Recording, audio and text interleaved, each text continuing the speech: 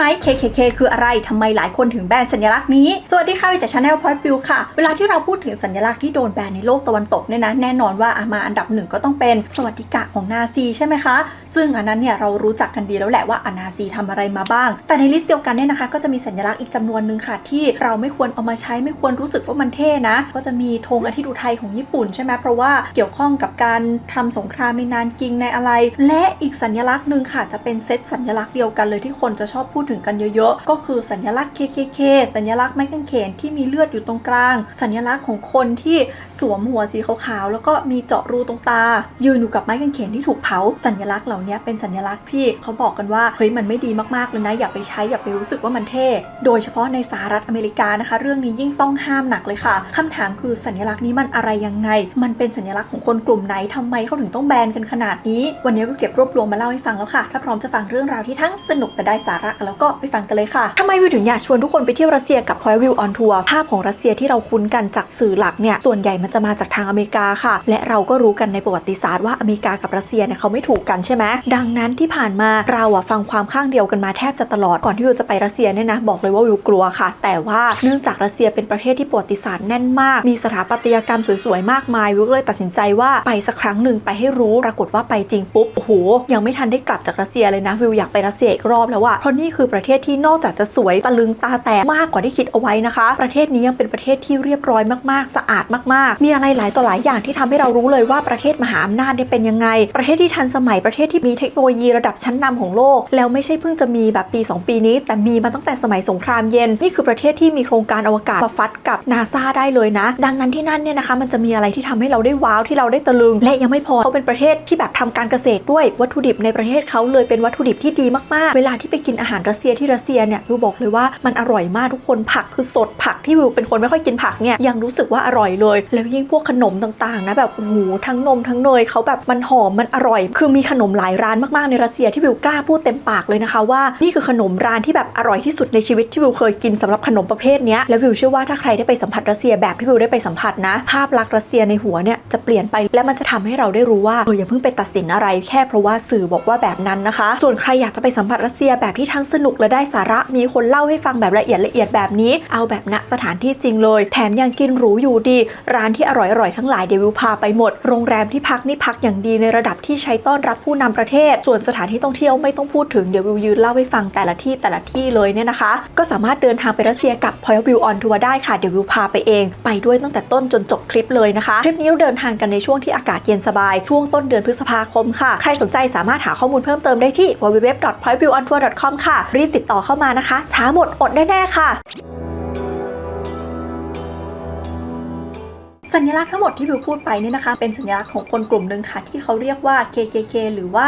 Ku Klux Klan นะคะกลุ่มนี้คือกลุ่มเหยียดเชื้อชาติหัวรุนแรงที่เคยมีอิทธิพลมาตั้งแต่ในอดีตแล้วก็มีต่อเนื่องมาเป็นระยะเวลานานค่ะมีทั้งช่วงที่เขาบูมถึงขีดสุดมีทั้งช่วงที่เขาเกือบจะหายไปแล้วก็มีทั้งช่วงที่เขากลับมารวมถึงในปัจจุบันที่คนเหยียดเชื้อชาติบางคนเนี่ยก็ยังจะพยายามแบบขุดความ KKK ขึ้นมาให้ได้นะคะถ้าเราอยากจะรู้จักกลุ่มนี้เนี่ยนะคะเราต้องมาเริ่มรู้จักจากต้นกำเนิดของเขาก่อนค่ะ KKK เนี่ยนะคะมันเกิดขึ้นมาในช่วงเวลาที่สหรัฐอเมริกาเพิ่งจะผ่านสงครามกลางเมืองมาค่ะสงครามกลางเมืองนี่ก็วิวเคยเล่าไปแล้วเต็มๆนะแต่ว่าเล่าย่อๆตรงนี้ก็คือตอนนั้นเนี่ยสหรัฐอเมริกาเป็นประเทศเกิดใหม่ซึ่งมีคนอยู่2กลุ่มมีความเห็นเรื่องทาสในสหรัฐอเมริกาไม่ตรงกันค่ะคือทางเหนือของประเทศเนี่ยเขารู้สึกว่าเขาอยากจะเข้าสู่ยุคอุตสาหกรรมแล้วเขาต้องการจะทำงานค้าขายนู่นนี่เขาก็เลยไม่ต้องการจะให้มีทาสอีกต่อไปคือเขามองว่าทาสก็เป็นคนควรจะเข้ามาอยู่ในระบบเศรษฐกิจควรจะมาอะไรมากกว่าเลิกทาสกันเถอะในขณะที่คนทางใต้ของสหรัฐอเมริกาเนี่ยเขาทำการเกษตรกันดังนั้นการมีทาสเนี่ยเป็นประโยชน์มากกว่ากับอาชีพของเขาทางเหนือของประเทศกับทางใต้ของประเทศก็เลยต่อสู้กันกลายเป็น Civil War นะคะหรือว่าสงครามกลางเมืองค่ะซึ่งในครั้งนั้นเนี่ยฝั่งทางเหนือเขาชนะไปดังนั้นมันก็เลยมีการเลิกทาสเกิดขึ้นทาสที่เป็นคนดำในสหรัฐอเมริกาประมาณ 3,500,000 คนก็เลยกลายเป็นพลเมืองสหรัฐอเมริกาไปตั้งแต่นั้นค่ะและมันทำให้กลุ่มคนที่ไม่ได้โอเคกับทาสมาตั้งแต่เดิมเนี่ยรับไม่ได้มันมีคนที่ไม่ยอมรับว่าเฮ้ยไอ้นี่มันเคยเป็นทาสมาก่อนทำไมมันถึงได้ขึ้นมามีสิทธิเท่ากับฉันเลยเลือกตั้งได้อะไรได้มานั่งเรียนรวมกับฉันอีกอะไรอีกไม่โอเคดังนั้นช่วงหลังสงครามกลางเมืองจบไปช่วงปี 1865 ถึง 1866 เนี่ยก็มีอดีตทหารของฝั่งใต้ทั้งหมด6คนรวมตัวกันเป็นกลุ่มค่ะ ค่ะอยู่ที่แถวพูลาสกี้รัฐเทนเนสซีนะเขาอะรู้สึกว่าไม่พอใจมากๆเลยทำไมพวกนี้ถึงมีสิทธิ์เท่าคนขาวแบบฉันก็เลยกะว่ารวมตัวกันขึ้นมาแกล้งพวกนี้แล้วการก่อกวนไปเลยวิธีก็คือเขาจะลุกขึ้นมาแต่งชุดขาวกันเป็นแบบชุดคลุมสีขาวแล้วก็คลุมหน้าด้วยทำเป็นหมวกกรวยแหลมๆเจาะรูที่ตาแล้วก็ไปแกล้งหลอกคนดำกันนะคะด้วยการแกล้งหลอกแบบทำเสียงเหมือนผีแบบแห่ประมาณว่าไม่พอใจทำอะไรไม่ได้ก็ทำให้มันกลัวแล้วกันแล้วเขาก็ตั้งชื่อกลุ่มเขาขึ้นมาว่าครูคลักส์คลานนะคะมีที่มาจากคำว่าครูลอสภาษากรีกที่แปลว่า circle หรือแปลว่าวงนะพอมารวมกับคำว่าแคลนที่แปลว่าเผ่าแปลว่าตระกูลแปลว่าพวกพ้องเนี่ยเขาก็เลยเปลี่ยนเสียงของคำว่าแคลนเนี่ยเป็นตัว K มันจะได้แบบว่าเล่นคำเล่นเสียงกันและด้วยความที่มันเป็น K 3 ตัวเขาก็เลยเรียกชื่อย่อกลุ่มของตัวเองว่า KKK บางทีก็เรียกว่า The Clans นี่แหละค่ะความน่ากลัวคือคนที่ไม่พอใจคนดำเนี่ยมันไม่ได้มีแค่6คนนี้ค่ะแต่มันมีอยู่จำนวนมากดังนั้นจากเดิมที่เขาเล่นกันอยู่6คนเนี่ยมันก็เริ่มมีคนมาเข้าร่วมมากขึ้น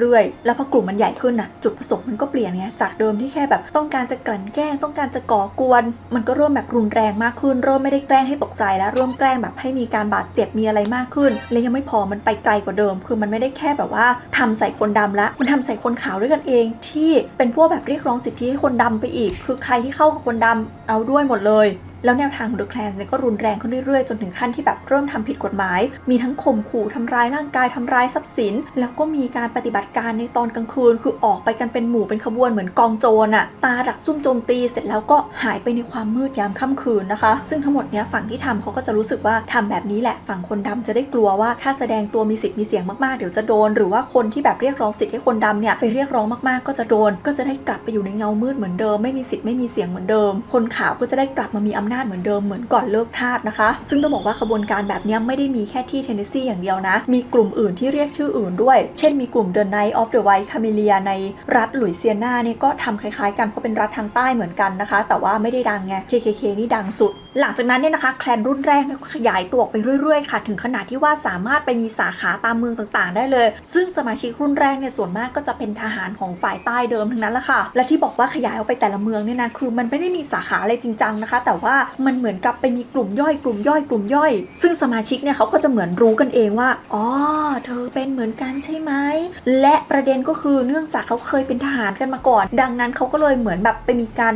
รตั้งแรงตั้งอะไรของเขาอีกฟีลแบบยศทหารอะไรอย่างเงี้ยแล้วก็มีความพยายามจะตั้งแคลนสาขาใหญ่ขึ้นมาค่ะเพื่อที่ว่าจะได้รวมอำนาจของแคลนในแต่ละสาขาอีกอะไรอีกแต่ว่าอันเนี้ยเฟลไปนะไม่สำเร็จเพราะว่าทุกคนเหมือนอยากจะเคลื่อนตัวตามอิสระมากกว่าประเด็นคือในระหว่างนั้นเนี่ยไม่รู้ว่าใครไปตกลงกันอีท่าไหนมีแคลนรุ่นบุกเบิกอยู่คนหนึ่งเป็นอดีตนายพลของฝ่ายใต้เลยชื่อจอร์จกอร์ดอนเขาก็ดันไปเขียนหนังสือขึ้นมาเล่มหนึ่งกลายเป็นคู่มือของแคลนขึ้นมาชื่อว่า Prescript of Ku Klux Klan อารมณ์เหมือนรัฐธรรมนูญของแคลนก็จะระบุเลยว่าวัตถุประสงค์คืออะไรพิธีกรรมคืออะไรลำดับชั้นของสมาชิกคืออะไรยังไงยกตัวอย่างลำดับสมาชิกเนี่ยเขาก็จะเรียงแบบนี้คือใหญ่สุดคือแกรนด์วิซาร์ดเป็นผู้นำสูงสุดระดับจักรวรรดิรองลงมาด้วยแกรนด์ดากอนคือคุมระดับรัฐรองลงมาอีกเป็นแกรนด์ไททันคุมระดับมณฑลรองลงมาเป็นแกรนด์ไจแอนท์คุมระดับเขตแล้วก็มีย่อยๆอีกนะคะส่วนสมาชิกทั่วไปเนี่ยจะเรียกว่ากูฟังดูแบบชื่อกรีกโรมันหมดเลยเนาะยกเว้นกูที่เป็นลำดับล่างสุดอันนี้เราจะได้ยินจากแฮร์รี่พอตเตอร์ผีกูที่อยู่บนบ้านทูงกระต่ายนั่นนะคะแต่ว่าจริงๆแล้วอันนี้ก็ได้รับแรงบันดาลใจมาจากผีในทางแบบตะวันออกกลางทางอาหรับอะไรอย่างนี้อีกมันมีที่มาที่ไปนะก็เพราะว่าไอ้พวกแคลนทั้งหลายเนี่ยมันคือคนขาวแล้วมันเป็นคนขาวที่มีการศึกษาดังนั้นมันก็ได้เรียนตำนานกรีกตำนานโรมันอะไรของมันอยู่แล้วอย่างชื่อคูคลักแคลนเนี่ยมาจากภาษากรีกเลยทุกคนคือมันเป็นพวกที่เอาความรู้มาใช้ในทางที่ผิดอะแต่เอาว่ามันก็มีการแบ่งแรงอย่างนี้แล้วมันก็เขียนออกมาในหนังสือเล่มนี้แล้วเขาก็มีการเลือกกันว่าใครก็น่าจะเป็นผู้นำสูงสุดของพวกเราปรากฏเลือกออกมาได้หวยไปลงที่คุณนาธานแบรดฟอร์ดฟอเรสต์คนนี้คือประวัติโชคโชนมากเหมาะมากกับการขึ้นเป็นผู้นำเพราะมีประวัติเคยแบบหิ้วหมู่คนดำมาก่อนแล้วพอเขาขึ้นมาเป็นตำแหน่งแบบจักรพรรดิแห่งคูคลักแคลนเนี่ยนะเขาก็เหมือนกลายเป็นสัญลักษณ์ของแคลนไปแล้วพอมีผู้นำปุ๊บมีรัฐธรรมนูญปุ๊บมันก็เริ่มแบบเป็นจริงเป็นจังก็คือขยายตัวทั่วประเทศจริงจังเลยตอนนั้นฟอเรสต์อ้างเลยบอกว่าช่วงที่มีสมาชิกมากที่สุดเนี่ยมีประมาณ 500,000 คนนะคะซึ่งแนวทางของเขาตอนนั้นชัดมากเลยคือเขาต้องการจัดการกับคนดำนะแล้วก็ต้องการจัดการกับคนขาวที่ไปช่วยคนดำด้วยแล้วหลังจากมีอะไรจริงจังแบบนี้แคลนรุ่นแรกก็คือพีคมากถึงขนาดที่มีชื่อเล่นว่า The Invisible Empire คือเป็นแบบจักรวรรดิที่ล่องหนอยู่อะไรอย่างนี้เลยและช่วงนั้นความรุนแรงคือพีคมากมีการขู่ฆ่ามีการฆาตกรรมมีการจับแบบชุบคอวางเพลิงเผาบ้านอะไรอย่างนี้กันเลยนะแล้วเป้าหมายตอนนั้นเนี่ยนะก็จะเน้นไปที่นักการเมืองคนดำคนขาวที่ไปสอนหนังสือคนดำ คนที่มีแนวคิดหนุนเสรีภาพคนดำผลก็คือตอนนั้นเนี่ยจริงๆแล้วคนดำมีสิทธิ์เลือกตั้งได้แล้วแต่คนดำทั้งใต้จำนวนมากเนี่ยนะไม่กล้าออกมาใช้เสียงเลือกตั้งนะคะเพราะว่ากลัวจะโดนปิ้วฝั่งแคลนก็เลยบอกว่านี่แหละคือชัยชนะของเราเขาก็เลยยิ่งออกมากันใหญ่มาทำนู่นทำนี่กันใหญ่ทีเนี้ยคนที่เป็นจักรพรรดิเนี่ยเริ่มคุมไม่อยู่ละเพราะมันเริ่มไม่ใช่แค่สมาชิกแคลนแบบออฟฟิเชียลที่ออกมาทำละมันเริ่มมีคนก่อความรุนแรงอะไรแล้วก็เริ่มอ้างว่าอันนี้ฉันทำเพราะว่าฉันเป็นส่วนหนึ่งของแคลนแล้วเนื่องจากมันไม่มีอะไรรีจิสเตอร์จริงจังนึกออกปะใครแค่แบบว่าเอาหมวกขาวไปใส่ก็จะไปก่อความรุนแรงอะไรก็ได้ก็มีคนเอาหมวกขาวไปใส่ก่ออาชญากรรมนู่นนี่นั่นคือบางทีมันไม่ได้ตรงกับจุดประสงค์ของแคลนเขาต้องการจะขู่คนดำอย่างเงี้ยบางคนก็แบบฉันเกลียดไอเนี้ยก็ใส่หมวกขาวไปปิ้วเลยแล้วก็กล่าวหาบ้างอะไรบ้างนะคะจนสมาชิกแคลนที่เขาเชื่อในอุดมการณ์การเมืองเขาไงเขาเชื่อว่าสิ่งที่เขาทำคือถูกเขาก็มองว่าอันนี้เริ่มไม่ใช่ละดังนั้นเขาก็เลยเริ่มไม่เอาด้วยนะคะสุดท้ายนะคะแม้แต่ตัวฟอเรสต์เองเขาก็คุมไม่ได้จนเขาต้องแบบประกาศยุบแคลนไปเลยในปี 1869 แต่ถามว่าได้ผลไหมไม่ได้ผลคือเขาไม่ได้เป็นแบบจักรพรรดิออฟฟิเชียลนึกออกป่ะดังนั้นเขาบอกยุบแคลนเลิกมันก็ยังมีคนใช้ความรุนแรงในนามของแคลนต่อไปโดยเฉพาะทางใต้นี่ยังหนักเลยนะอารมณ์ประมาณว่าโครงสร้างมันโดนยุบไปแล้วแต่สมาชิกสุดโต่งมันยังอยู่ไงก็ไม่จำเป็นต้องมีใครสั่งฉันก็ทำเองได้เลยสุดท้ายยูลิซิสแกรนที่เป็นประธานาธิบดีของสหรัฐอเมริกาตอนนั้นก็บอกว่าในเมื่อรัฐบาลท้องถิ่นของแต่ละรัฐเนี่ยจัดการกับเรื่องนี้ไม่ได้งั้นฉันลุยเองเลยเขาก็เลยออกคูคาแคลนแอคปี 1871 ออกมาแล้วก็ประกาศกฎอัยการศึกเลยบอกว่าให้เจ้าหน้าที่จากรัฐบาลกลางเนี่ยสามารถลุยได้จับกุมได้ลงโทษได้ไม่ต้องผ่านเจ้าหน้าที่ของรัฐบาลท้องถิ่นไม่ต้องผ่านศาลท้องถิ่นเพราะในบางเมืองศาลท้องถิ่นเจ้าหน้าที่ท้องถิ่นก็มีแบบว่าแนวคิดแบบนั้นเหมือนกันไงจากนั้นเขาก็ให้ทหารลงปราบสมาชิกของแคลนแบบจริงจังเลยพอโดนไปขนาดนี้นะคะแคลนรุ่นออริจินอลรุ่นหนึ่งเนี่ยก็เลยแตกไปอย่างเป็นทางการถือว่าสิ้นสุดในปีนั้นเลยปี 1871 ค่ะแต่ถามว่าแนวคิดเหยียดเชื้อชาติหายไปไหมไม่หายจ้าไม่งั้นทุกวันนี้จะมี Black Lives Matter มีอะไรอยู่อีกหรอมันไม่ได้หายไปก็เหมือนกับคลิปที่วิวเคยเล่าเรื่องประวัติศาสตร์การเหยียดผิวนั่นแหละมันยังมีต่อโดยเฉพาะอย่างยิ่งตอนหลังๆในปี 1896 เนี่ยตอนที่ทางใต้อะเขามีการโหวตกฎหมายผ่านกันอะไรกันแล้วมันมีการแยกระหว่างคนขาวกับคนดำที่เขาเรียกกฎหมายจิมโครแล้วเราจะชอบเห็นในหนังอะเช่นในรถเมล์เนี่ยคนขาวนั่งโซนนี้คนดำนั่งโซนนี้ห้องน้ำต้องแยกสีกันใครเคยดูหนังที่เป็นเรื่อง Hidden Figure นั่นแหละค่ะที่ห้องน้ำต้องแยกสีผิวอะแนวคิดเรื่องนี้มันก็ยังชัดอยู่ไงมันก็เลยทำให้สื่อในยุคนั้นเนี่ยยังมีสื่อที่แบบเหยียดคนดำออกมาเรื่อยๆและจุดเปลี่ยนใหญ่เลยนะคะก็คือในปี 1905 ค่ะมีนิยายเรื่องนึงออกมาเป็นนิยายรักอิงประวัติศาสตร์ครูคักแคลนชื่อ The Klanmanคนแต่งนี่ชื่อว่าโทมัส ดิกสัน จูเนียร์แล้วเรื่องนี้มันป๊อปมากถึงขั้นที่มีคนเอาไปดัดแปลงทำภาพยนตร์ชื่อ The Birth of Nation เนื้อเรื่องข้างในคือมีคนดำซึ่งคนแสดงเป็นคนขาวแต่ทาหน้าดำที่เขาเรียกว่า blackface แล้วคนดำในเรื่องนี้ก็จะแบบไม่ค่อยฉลาดคุกคามทางเพศผู้หญิงผิวขาวจนกระทั่งมีฮีโร่ขี่ม้าขาวต้องมาช่วยผู้หญิงคนขาวแล้วฮีโร่ที่ขี่ม้าขาวมานั้นใส่ชุดครูคักแคลนค่ะแนวคิดจากภาพยนตร์เรื่องนี้ที่ดังเป็นพลุแตกมันก็แทรกซึมเข้าไปในสมองคนอเมริกาแล้วคนโดยเฉพาะทางใต้ก็มองว่าโอ้โหครูคักแคลนนี่มันฮีโร่ของประเทศชัดๆทีนี้ในบรรดาแฟนคลับเรื่องนี้ทั้งหลายมันมีนักเทศอยู่คนนึงเป็นแฟนคลับเรื่องนี้เลยเขาชื่อว่าวิลเลียม เจ ซิมมอนส์เขาก็ไปรวมตัวกับคนที่คิดเหมือนกันใน15 คนนะคะซึ่งในนั้นมี2คนที่เคยเป็นสมาชิกครูคักแคลนในอดีตด้วยนะเขาก็รวมตัวกันขึ้นมาแล้วก็ขึ้นไปที่ยอดเขาสโตนในรัฐเวอร์จิเนียเสร็จแล้วก็เอาไม้กางเขนตั้งจุดไฟเผาไม้กางเขนปึ้มเป็นสัญลักษณ์ว่านี่แหละครูคักแคลนกลับมาเกิดใหม่อีกครั้งแล้วครูคักแคลนรุ่นที่2ก็เลยถือกำเนิดขึ้นมานะคะแล้วตัวซิมมอนเองเนี่ยเขาก็แต่งตั้งสาบานตัวเองขึ้นเป็นผู้นำของแคลนรุ่นใหม่เรียกว่า Imperial Wizard แต่แนวคิดของเขาเนี่ยไม่ได้เหมือนกับแคลนรุ่นแรก 100% ค่ะแคลนรุ่นแรกคือเกลียดคนดำใช่ปะแคลนรุ่น2บอกฉันไม่ได้เกลียดแต่คนดำนะเพราะว่าบริบททางสังคมตอนนั้นมันเปลี่ยนไปแล้วอเมริกาไม่ได้แบ่งเป็นทางเหนือทางใต้แล้วคือมันผ่านไปนานมากแล้วทุกคนมันเบลนด์กันเป็นประเทศเดียวกันไปหมดละแล้วอเมริกาตอนนั้นกำลังก้าวไปข้างหน้าเศรษฐกิจกำลังไปอะไรไปแปลว่าเขารับผู้อพยพเข้ามาจำนวนมากคนในสังคมตอนนั้นเลยไม่ได้มีแค่คนขาวกับคนดำแต่มีทั้งคนผิวดำคนผิวเหลืองมีชาวยิวแล้วก็มีพวกคาทอลิกด้วยเพราะว่าอเมริกาเขานับถือโปรเตสแตนต์กันไงเขาจะเรียกเป็นนิกายแบบพิวริตันคือในยุโรปมันเคยมีกลุ่มที่ชื่อว่าพิวริตันแล้วมันเป็นเหมือนคนกลุ่มน้อยตรงนั้นเขาก็อพยพมาขยายใหญ่กันอยู่ที่อเมริกาดังนั้นคนในอเมริกาเขาก็จะเป็นแบบโปรเตสแตนต์แบบพิวริตันกันเขาจะไม่โอเคกับคาทอลิกมาเขากลัวว่าคาทอลิกจะมาเผยแผ่ศาสนาแล้วแบบจะมายึดพื้นที่เขาอีกเดี๋ยวจะเหมือนในยุโรปที่คาทอลิกกลายเป็นกลุ่มใหญ่อีกอะไรอีกดังนั้นแปลว่าคนในอเมริกาก็จะมีกลุ่มหนึ่งเลยที่ไม่ชอบคนดำเพราะเป็นทาสมาก่อนไม่ชอบคนผิวเหลืองไม่ชอบยิวเพราะอพยพม มาแล้วก็ไม่ชอบคาทอลิกด้วยเพราะว่าเดี๋ยวจะมาเปลี่ยนแปลงวิถีชีวิตฉันดังนั้นแคลนรุ่น2ก็คือต่อต้านอะไรเพิ่มขึ้นหลายอย่างเลยพูดง่ายๆคนที่จะอยู่กับฝ่ายแคลนรุ่น2เนี่ยต้องเป็นคนขาวและเป็นคนขาวที่นับถือโปรเตสแตนต์เท่านั้นนะคะอีกเรื่องที่ซิมมอนเห็นเนี่ยนะคะก็คือโอกาสทางธุรกิจที่จะสนับสนุนให้แคลนเนี่ยมั่นคงยิ่งขึ้นค่ะเขาว่าไปจับมือร่วมกับนักโฆษณาคนหนึ่งชื่อว่าอลิซาเบธเทเลอร์แล้วก็เจ้าของสำนักพิมพ์ชื่อว่าเอ็ดเวิร์ดเคลิร์กนะคะในปี 1920 เสร็จแล้วเขาทำอะไรรู้ป่ะทำการตลาดเลยค่ะโฆษณาผ่านหนังสือพิมพ์วิทยุสปอตนู่นนี่นั่นเพื่อทำให้ภาพลักษณ์ของแคลนนะดูดีขึ้นแคลนก็เลยกลายเป็นแบรนด์แล้วก็มีการขยายแฟรนไชส์เกิดขึ้นนะคะซึ่งแปลว่าตอนนี้ใครจะเป็นแคลนไม่ใช่ว่าอยู่ๆจะลุกขึ้นมาแล้วก็ประกาศตัวได้เลยนะมันกลายเป็นแบรนด์ไปละมันก็มีระบบที่แบบมีสาขามีอะไรในสาขาก็จะขายชุดขายธงขายเสื้อคลุมแล้วก็ขายเอกสารที่ใช้กันในแคลนแล้วใครอยากจะตั้งสาขาใหม่ของแคลนแบบที่เมืองนั้นเมืองนี้ก็ต้องมาซื้อแฟรนไชส์ส่วนใครมาเป็นสมาชิกแคลนที่สาขาย่อยก็มีการเก็บค่าสมาชิกมีการอะไร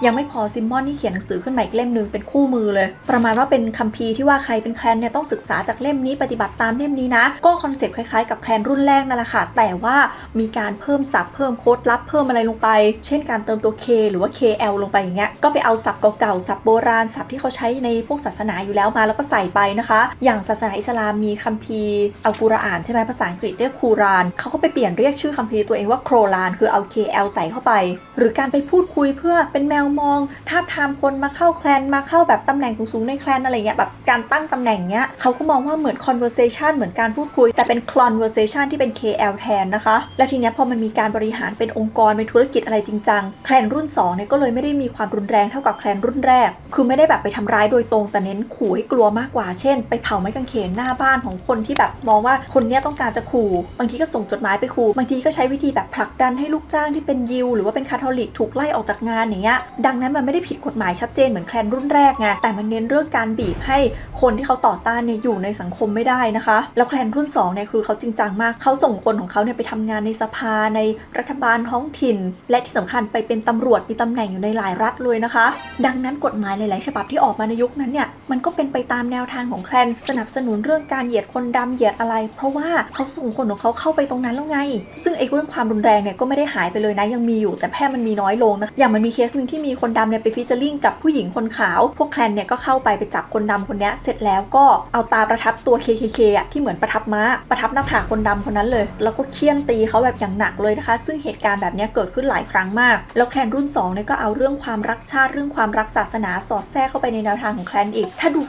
ผินๆก็จะดูเหมือนเฮ้ยนี่เป็นคนรักชาติดูเป็นคนที่พยายามปกป้องชาติอยู่แล้วในยุคนี้ไม่ใช่ว่ามีแต่ผู้ชายเป็นสมาชิกของแคลนนะผู้หญิงก็มีนะคะเขาจะเรียกตัวเองว่า Women of Ku Klux Klan หรือว่า WKKK เขาบอกว่าช่วงนั้นก็มีประมาณ 500,000 คนทั่วประเทศบทบาทก็จะเป็นพวกที่แบบไปคอยสอดแนมไปคอยชวนเพื่อนบ้านว่ามาอยู่เป็นสมาชิกแคลนเถอะแล้วก็สนับสนุนแนวคิดเหยียดเชื้อชาติผ่านโรงเรียนผ่านโบสถ์แล้วก็เป็นกลุ่มที่เขาสันนิษฐานว่าน่าจะเป็นคนผลักดันให้ลูกหลานเนี่ยเข้าร่วมแคลนตั้งแต่ยังเด็กเลยนะคะดังนั้นในยุคนี้ต้องบอกว่าแคลนมันไม่ได้เหมือนเดิมแล้วที่แบบออกไปล่าหรือออกไปอะไรแต่มันเหมือนเป็นแนวคิดมากกว่าว่าเฮ้ยพวกเรากลับมาทำให้คนขาวกลับมามีอำนาจเหมือนเดิมกันเถอะแล้วคนขาวที่เข้าไปร่วมเป็นสมาชิกของแคลนเนี่ยก็จะรู้สึกว่าจากเดิมที่ฉันไม่มีอำนาจอะไรเหลือละตอนนี้อำนาจเริ่มกลับมาอยู่ในมือฉันแล้วนะคะอย่างไรก็ตามค่ะในช่วงหลังๆเนี่ยคนก็เริ่มว่าคุณซิมมอนเนี่ยเขาบริหารงานโปร่งใสหรือเปล่าเงินที่โกยมาได้เยอะๆเนี่ยมันอะไรยังไงกันแน่นะสุดท้ายนะคะในปี 1922 เนี่ยเขาก็ถูกโค่นล้มโดยคุณไฮเรม เวสลีย์ อีแวนนะคะซึ่งเป็นหมอฟันจากรัฐเท็กซัสคนนี้เป็นนักปลุกระดมที่เก่งกว่าซิมมอนไปอีกค่ะดังนั้นคนก็เลยเชียร์ให้เขาขึ้นมาโค่นล้มซิมมอนนี่แหละพอเขาขึ้นมาปุ๊บแคลนก็เปลี่ยนรูปร่างเป็นแนวทางแบบอุดมการณ์มากขึ้นเน้นแนวทางอเมริกันแท้โจมตีอะไรก็ตามที่นับว่าเป็นภัยจากภายนอกไม่ว่าจะเป็นคนดำคนยิวคาทอลิก LGBTQ+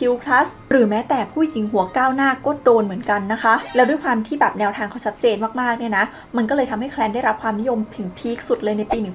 1925 คือเราไม่รู้ตัวเลขเป๊ะๆนะแต่ว่ากันว่าสมาชิกแคลนเนี่ยตอนนั้นน่าจะมีประมาณ4ล้านคนหรือบางคนบอก8ล้านคนเลยนะคะและยังไม่พอนะอีแวนส์ตอนนั้นอะถึงขั้นประกาศศักดาพาสมาชิกแคลนเดินขบวนการกรุงวอชิงตันDC ประมาณ 50,000 คนนึกภาพว่านี่คือขบวนการใต้ดินแต่ว่ามีคนเป็นหมื่นออกมาใส่ชุดของขบวนการนี้เดินขบวนกันกลางกรุงวอชิงตันดีซีกลางวันแสกๆอ่ะมันก็เลยทำให้คนยุคนั้นรู้สึกว่าแคลนไม่ใช่แค่ขบวนการลับใต้ดินอีกละแต่นี่คือกระแสหลักของอเมริกาแบบแท้จริงในยุคนั้นนะคะแล้วด้วยความที่สมาชิกแคลนมันเยอะมากอ่ะพวกคนที่โดนมองว่าเป็นคนนอกทั้งหมดอ่ะก็เลยไม่กล้าส่งเสียงไม่กล้าแบบมีสิทธิ์ไม่กล้าอะไรเลยนะเพราะกลัวว่าเฮ้ยฉันไม่รู้ว่าเพื่อนบ้านฉันเป็นแคลนหรือเปล่าฉันจะโดนเผาไม้กางเขนหน้าบ้านวันไหนฉันจะ จะโดนไล่ออกจากงานวันไหนอะนะแล้วคนแถวนั้นจะไปปกป้องก็ปกป้องไม่ได้อีกเพราะว่าเดี๋ยวฉันโดนไปด้วยแต่แคลนรุ่น2เนี่ยก็อยู่ได้ไม่นานนะคะก็เริ่มร่วงเหมือนกันค่ะในปีเดียวกับที่เดินขบวนกันในปี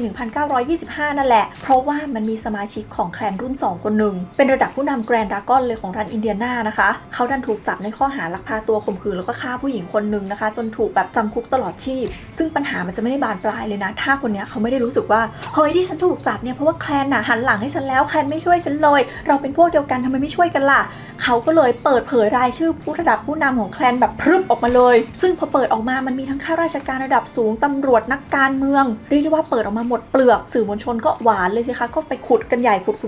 ขุดผู้นำระดับสูงหลายๆคนของแคลนก็เลยโดนแชร์เรื่องแบบทำผิดกฎหมายไปด้วยความน่าเชื่อถือของแคลนที่แบบดูมีอุดมการณ์มาดีๆก็เลยพังทลายในพริบตาแบบพรึบเลยสมาชิกเก่าก็ถอนตัวสมาชิกใหม่ก็ไม่ค่อยสมัครเพิ่มละแถมมีปัญหาเรื่องการคอร์รัปชันกันอีกมีคนโดนแฉนะคะว่านี่นะคนในแคลนนะเอาเงินของสมาชิกไปใช้จ่ายส่วนตัวแคลนรุ่น2เนี่ยก็อยู่มาได้แบบรุ่มๆดอนๆต่อยประมาณ 4-5 ปีแถมมาเจอกับปัญหาเศรษฐกิจถดถอยครั้งใหญ่ The Great Depression ที่วิวเคยเล่าถึงไปอีกที่แบบเกิดหลังสงครามโลกครั้งที่1อ่ะดังนั้นคนก็ไม่ได้อยากจะบริจาคให้แคลนไม่ได้อยากอะไรละสาขาย่อยก็ต้องปิดตัวไปสุดท้ายนะคะแคลนรุ่น2ก็เหมือนล่มสลายจากไปจากสมาชิกที่มีเป็นล้านๆก็เหลือประมาณแบบ 30,000 คนอะไรเงี้ยคือแทบจะเรียกได้ว่าไม่เหลือละแต่ถามว่าแคลนตายไหมรอบนั้นยังไม่ตายค่ะแคลนยังฟื้นขึ้นมาได้อีกรอบนึงเป็นรุ่นที่3เพราะว่าเหตุการณ์หลังจากนั้นเนี่ยนะหลังจากผ่านสงครามโลกครั้งที่1ผ่านการเศรษฐกิจถดถอยอเมริกาก็เข้าสู่สงครามโลกครั้งที่2และพอจบสงครามโลกครั้งที่2อเมริกาคือกลับมาแบบกลอรี่มากๆฉลองชัยชนะฉลองความมั่งคั่งดังนั้นปัญหาในเชิงโครงสร้างที่มันฝังอยู่ใต้พรมมันก็ปะทุพุ่มขึ้นมาอีกรอบนึงเพราะว่าทหารที่เป็นคนดำเป็นล้านคนน่ะที่กลับมาจากการรบก็ตั้งคำถามกับตัวเองว่าทำไมฉันต้องสู้เพื่อเสรีภาพของคนอื่นด้วยในเมื่อเสรีภาพในประเทศของฉันเองฉันยังไม่ได้เลยอะแล้วกระแสโลกตอนนั้นน่ะมันก็เป็นแบบว่าเรื่องสิทธิมนุษยชนเป็นอะไรของมันใช่ไหมเพราะว่าหลังสงครามโลกครั้งที่2ก็เกิดการตั้ง UN ขึ้นแล้ว UN คือพูดเรื่องสิทธิมนุษยชนเปล่าอเมริกาในฐานะหนึ่งในคนที่ก่อตั้ง UN ทั่วโลกเขาก็ตั้งคำถามกันว่าฮัลโหลเธอจะปกป้องสิทธิมนุษยชนยังไงจ๊ะในเมื่อประเทศเธอเองเธอยังเหยียดกันเองอยู่เลยอะทุกอย่างฟังดูดีใช่ไหมคะเพราะว่าตอนนั้นสิทธิมนุษยชนก็เบ่งบานมากมีการปรับกฎหมายมีการยกเลิกการแบ่งโรงเรียนมีการบอกว่าให้สิทธิของคนดำมากขึ้นอะไรมากขึ้นคือเรียกได้ว่ามีการเกลี่ยและให้ทุกอย่างแบบเท่าเทียมกันมากขึ้นแล้วปัญหาอยู่ตรงไหนล่ะทำไมแคลน3ถึงเกิดขึ้นคือพวกคนขาวบางกลุ่มเนี่ยเขาก็มีความเชื่อว่าเฮ้ยการทำแบบเนี้ยมันทำให้โครงสร้างสังคมแบบล่มสลายนะจากเดิมที่มันแบ่งกันอยู่ดีๆมันเลิกแบ่งอย่างนี้ไม่ได้แล้วคนขาวอย่างพวกเราจะอยู่ยังไงคนดำจะมาแย่งงานเราไหมลูกหลานเราจะต้องไปปะปนกับคนพวกนี้หรอคือเขารับไม่ได้สุดท้ายนะคะมันก็เลยเกิดเป็นแคลนรุ่น3ขึ้นมาค่ะซึ่งพวกเขาเนี่ยต้องการจะปกป้องสังคมจากความเท่าเทียมนี่แหละเขาต้องการจะให้โครงสร้างสังคมอยู่เหมือนเดิมนะคะแคลนรุ่น3ก็กำลังปริ่มจะเกิดละแต่ดันมาสะดุดครั้งใหญ่ค่ะเพราะว่ามีนักเขียนคนหนึ่งที่ต้องบอกว่าเป็นสายลับที่เท่มากคือเขาแฝงตัวเข้าไปในแคลนนะสายลับคนนี้เขาชื่อว่าสเตสันเคนเนดีนะคะเขาเป็นนักเขียนสายสังคมแล้วเขาก็มองว่าตอนนี้ปรากฏการณ์ทางสังคมมันเป็นแบบนี้นี่เขาก็เลยแฝงตัวเข้าไปในองค์กรของแคลนเลยเข้าไปถึงปุ๊บเขาก็ไปเก็บรวบรวมข้อมูลนะคะว่าคนในแคลนทำยังไงระดับชั้นสังคมเป็นยังไงคำสาบานเพื่อเข้าแคลนเนี่ยเป็นยังไงเช่นสมัยนั้นเขาจะมีโค้ดลับกันอารมณ์เหมือนเฮลไฮด้าอย่างเงี้ยที่เราดูในมาเวลกันนะคะเขาก็จะมีบอกว่าถ้าไปถามคนว่า Are you a Klansman คนที่เป็นเขาจะตอบว่า A Klansman I am หรือบางคนก็จะเป็นโค้ดลับมากกว่านี้เช่น Does a Mr. Kayak live in this neighborhood แล้วถ้าใช่เขาจะตอบมาว่า No but a Mr. Akia is คือคำว่าอายักย่อมาจากคำว่า Are you a Klansman ส่วนคำว่า Akia ก็คือ Klansman I am นั่นแหละคือมันเป็นโค้ดลับให้เขาแบบว่ารู้กันทีเนี้ยคนนี้พอเขาแฝงตัวเข้าไปได้ข้อมูลมาปุ๊บเขาก็เอามาแล้วก็แฉผ่านสถานีวิทยุเลยค่ะซึ่งเป็นรายการวิทยุชื่อ Adventure of Superman ประมาณว่า Superman เป็นฮีโร่ไล่ถล่ม Klansman เป็นละครสั้นนะผลที่ตามมาคือแคลนซึ่งเคยเป็นสิ่งลึกลับเป็นสิ่งที่แบบน่ากลัวจะผุดขึ้นมาเมื่อไหร่ก็ไม่รู้เป็นองค์กรลับกลายเป็นเรื่องตลกกลายเป็นแบบเหมือนเราฟังทุกวันนี้แบบอยู่ดีๆก็มีคนเป็นแกรนด์วิสาจเป็นอะไรก็ไม่รู้ดังนั้นสมาชิกแคลนที่กำลังแบบเหลืออยู่กำลังจะขึ้นก็เลยแบบว่าค่อยๆสลายตัวไปประมาณว่าโดนหัวล้อย่อรับไม่ได้ก็ค่อยๆออกไปจนเหลืออยู่แค่แบบหลักพันคนเท่านั้นนะคะแต่แคลนก็ยังไม่ล่มสลายไป 100% นะต้องหลังจากตอนที่เคนเนดีแฉเป็น10 ปีเลยอะเรื่องมันถึงจะเริ่มซาเพราะว่าในปี 1954 เนี่ยศาลสูงของสหรัฐอเมริกาตัดสินบอกว่าเลิกการแบ่งแยกโรงเรียนเด็กที่เป็นคนดำจะไปเรียนโรงเรียนทุนขาวก็ไปได้แล้วก็ส่งทหารของรัฐบาลกลางไปคุ้มครองด้วยเลยดังนั้นมันก็มีกลุ่มคนขาวที่ไม่พอใจไงเริ่มรู้สึกว่าแบบอะไรไม่โอเคแบบนี้มันก็เลยมีแคลนเกิดขึ้นใหม่อีกรอบแต่รอบนี้ไม่ได้จริงจังเหมือนรอบ1รอบ2แล้วมันไม่ได้มีแบบการสถาปนาสถาบันอะไรขนาดนั้นก็จะรวมตัวกันเป็นกลุ่มเล็ก ล็กๆเชื่อมโยงกันอยู่หลวมๆจุดศูนย์กลางก็จะอยู่แถวๆแบบรัฐอลาบามาจอร์เจียมิสซิสซิปปีแล้วก็หลุยเซียนานะคะแคลนรุ่นเนี้ยก็พยายามจะสานต่อจากแคลนรุ่นก่อนๆแหละแล้วก็พยายามจะเรียกร้องสิทธิของตัวเองสิทธิของคนขาวต่อต้านการเปลี่ยนแปลงโครงสร้างทางสังคมแล้วก็มีการใช้ทั้งวิธีการข่มขู่ไปจนกระทั่งถึงมีการใช้ความรุนแรงแบบเปิดเผยเลยค่ะส่วนถ้าเอาเชิงสัญลักษณ์ก็เหมือนเดิมนะคะปักไม้กางเขนเผาไฟหน้าบ้านของคนดำหน้าบ้านของคนที่เรียกร้องสิทธิมนุษยชนอะไรเงี้ยมีการวางเพลิงวางระเบิดรุมทำร้ายตอนกลางคืนบ้างอะไรบ้างไปจนกระทั่งถึงการลอบสังหารเชิงสัญลักษณ์ค่ะพูดง่ายๆก็ปลูกฝังความกลัวเหมือนเดิมใครที่ไม่ใช่คนขาวไม่ใช่โปรเตสแตนต์อย่าลุกขึ้นมาให้เห็นเลยนะแล้วการเคลื่อนไหวของแคลนรอบนี้ก็จะค่อนข้างกระจัดกระจายเพราะว่าไม่ได้มีผู้นำเหมือนเดิมนะคะหลายๆกลุ่มก็ไม่ได้ถูกดำเนินคดีทางกฎหมายด้วยเพราะว่ามีเส้นสายกับตำรวจกับอะไรค่ะแล้วแคลนรุ่น3เนี่ยก็ถึงจุดพีคในปี